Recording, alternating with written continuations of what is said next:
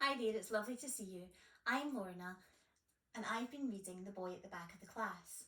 If you've been reading it with me, you might have some questions about some of the things in the book. I find bits of it really tricky to read, and there are lots of questions that we might have about the things that happened to all the different characters. So, helpfully, at the back of this book, the author has put some information for us to share. So, here we go. Did you know? There are currently over 65 million refugees trying to flee ongoing wars, man-made environmental disasters, economic destitution, or political persecution. That's more than the total number of refugees who fled Nazi persecution during World War II. Described as the biggest refugee and displacement crisis of our time by the United Nations Secretary General Ban Ki-moon, the ongoing wars in Syria, Yemen, Iraq, Afghanistan, Sudan, and many more mean an increasing number of people are trying to find a safe home elsewhere.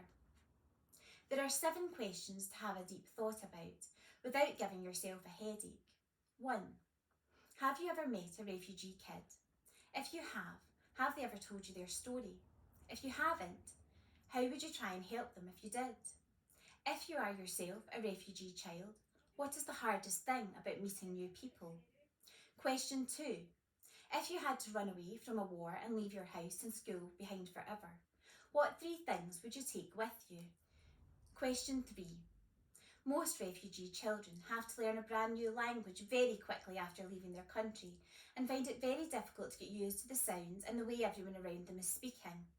If you had to go to another country where no one could speak your language, what would you like people to do to help you understand them better? Question 4. Have you ever read any newspaper stories about refugees or heard grown-ups speaking about them? What word did they use to describe refugees, and how did they make you feel? Question 5. If you could give a refugee kid one gift to help make them feel happy, what would it be? Question 6.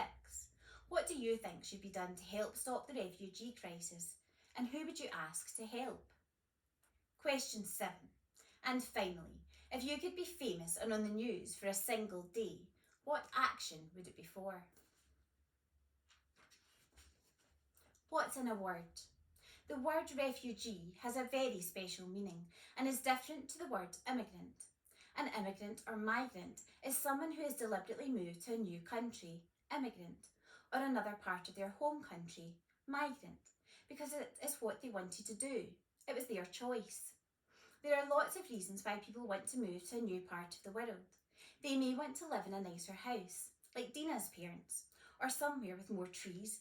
They may have found a brand new job, or they may simply want to be closer to people they love. But a refugee is not an immigrant or a migrant because they have been forced to leave their homes and countries suddenly and risk a chance of death if they do not do so. According to international law, it is legal to leave your country to try and find safety in another country and to travel as far as you need to until you find a home. Pieces of your own puzzle. These are questions you might like to ask about yourself. I was born in. My parents come from. My most favourite thing to eat is. If I could travel anywhere in the solar system, I would go to. If I was visiting the Queen, I would wear. My best friend in the whole wide world is.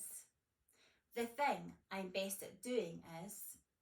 In my family, the funniest person is. When I grow up, I want to be just like. Worldwide whispers.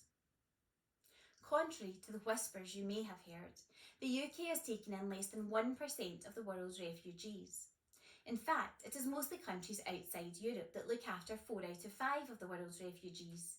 Can you guess which ones? Turkey, Lebanon, Pakistan and Ethiopia each take care of millions of refugees, and between them outweigh the number of refugees taken in by all the 50 countries of Europe combined.